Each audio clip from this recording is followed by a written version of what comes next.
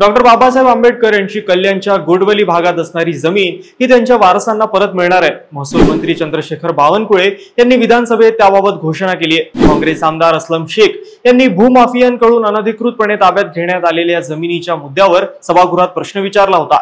दरम्यान त्यावर उत्तर देताना बावनकुळेंनी स्पष्ट केलं की संबंधित जागा ही ललित महाजन आणि तनिष्का रेसिडेन्सीने अनधिकृतरित्या ताब्यात घेतली। तसंच त्यावर 72 सदनिका आणि 8 व्यावसायिक गाळ्यांचं बांधकामही केलं।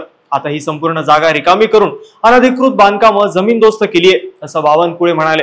वारसानुसार ही जागा डॉक्टर बाबासाहेब आंबेडकरांकडून त्यांचे पुत्र यशवंत उर्फ भैयासाहेब आंबेडकर यांच्याकडे आणि आता त्यांच्याकडून प्रकाश उर्फ बाळासाहेब आंबेडकरांकडे आली आहे। संबंधित जमीन ही बाळासाहेब आंबेडकरांच्या नावे करण्यात आली आहे, अशी माहिती सुद्धा मंत्री बावनकुळेंनी दिली आहे। तर महापालिकेने या अनधिकृत बांधकामाची परवानगी कशी दिली आणि हे बांधकाम कसं होऊ दिलं याबाबत संबंधित अधिकाऱ्यांवर कारवाई करून त्यांचा अहवाल मुख्यमंत्री देवेंद्र फडणवीसांकडे सादर करण्यात येणार आहे।